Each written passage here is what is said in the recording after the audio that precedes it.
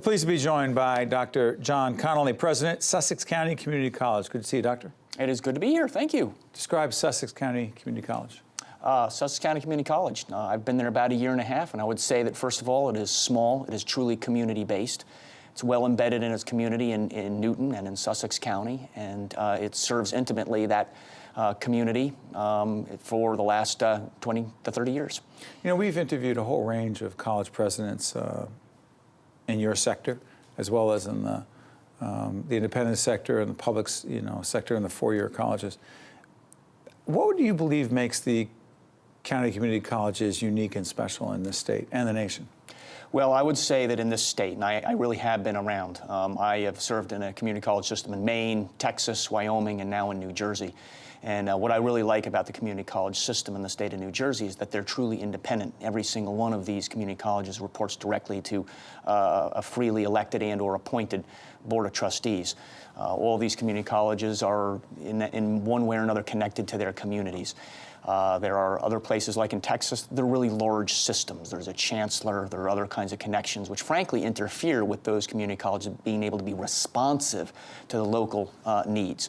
One example would be in Texas, there was the admonition that we shouldn't be purchasing materials from the local vendors. We need to be purchasing from Oklahoma and Texas. You can imagine how that went down. Yeah, Oklahoma and Texas. That's right. Not that football had anything to do with it, or rivalries. Yes, but in New Jersey, how's it different? Well, the Community College Board of Trustees provides the governance oversight for those colleges, and and the downstream effect of that is that the community colleges here in New Jersey can respond rapidly to local needs, and they can respond definitively. The bureaucracy here is really, really thin. I mean, you think, well, bureaucracy in New Jersey, thin? In the community colleges, it really is. I mean, you can get things done, because that's right. My understanding is that in your college, you just actually created 6 new academic programs, Yes. which is not easy to do if you have a thick, heavy, cumbersome bureaucracy. That's right. When I first arrived, I said what I would like to do is develop 2 new academic programs every year. Every year? Yes, as a charge. Well, that was within my first month. The reason I felt that was important is that my college had really not done much innovation in the last decade or so, nor was it focusing on workforce and work-related skills that are simply up and coming and terribly important. So my suggestion was that we get going and do 2 a year.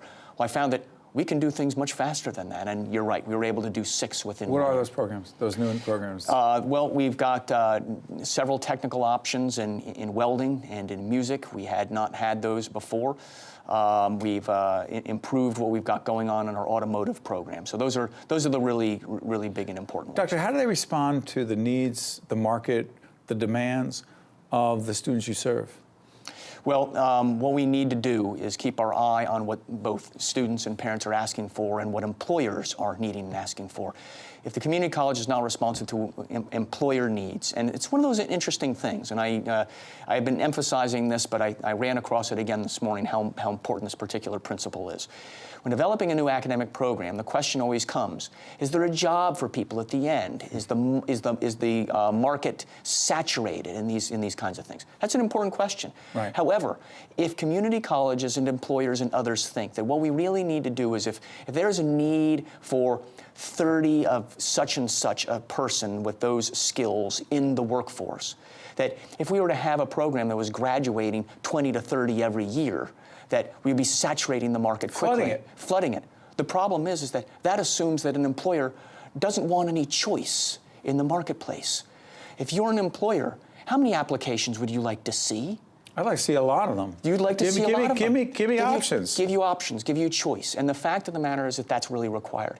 We as a community college need to be putting out many students with these skills, frankly, so that employers have got choice about what's going to be right inside of their organizations. And it's important to keep that in play. If we are only providing just a one-to-one, then that's not helping the marketplace at all. Doctor, talk to us about college affordability, particularly in your sector, because I know there are a lot of collaborative efforts with the four-year colleges and universities to try to figure out how you can deal with this. But how do you see it? And is New Jersey different from the other places you've been when it comes to college affordability? I think that the fundamental challenges remain the same. And what's happening right now is a dynamic, for example, in Wyoming is very much the same. Where is the money going to come from? State education is simply a subsidized activity. It has to be. In order for it to be affordable for students and families, government at some level is going to have to subsidize that activity. Someone says, oh, come on, government doesn't have to be involved. Get government out of the business of higher ed, particularly community colleges. You say? I say, if you think that that is the case, you're still going to be pushing those costs downstream. Either there'll be people who will never be able to go to college. And what impact does that lack of investment have in our economy in a hyper-competitive global marketplace where you have to have these kinds of more advanced skills? The entire country will have a very serious problem if we are an underskilled country overall. Second item related to that is that if we are going to have only a limited number of folks, where is that money going to come from? Well, the state should stay out of it. Do not subsidize higher education. Let the marketplace handle it. In essence, it's all entirely privatized. Let's say you had a scenario like that. The cost is not going to go down. There is a threshold at which you cannot go any lower in order to operate it.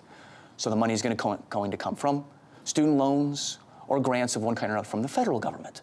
So there's no way around this issue, but what it does affect is who will have access to it. And I will tell you that in community college, and who won't. Let me just tell you a story, a magnificent story that illustrates this point. 2 days ago, we had a graduation breakfast. Playing the piano at that graduation breakfast was a young man, 23 years old, who didn't know how to play the piano 3 years ago. He taught himself how to play the piano at the same time that he was homeless, living out of a car in our parking lot. He was going to school. He went to school. He is finished. He graduated just yesterday. He is now going to be going to NJIT for engineering. This is what community colleges do. And this person has changed their stars, their life, but to our benefit. Think about society's benefit. Imagine the trajectory otherwise without the opportunity provided by the community college. How much you love what you do? A lot. It comes out. It's a passion. I mean, we are changing people's lives permanently. And that makes you joyful every time you get up and willing to fight, willing to advocate. Dr. John Connolly is the president of Sussex County Community College. We thank you for joining us and wish you and your team nothing but the best. It's my pleasure. Thank you. The preceding program has been a production of the Caucus Educational Corporation, celebrating over 25 years of broadcast excellence.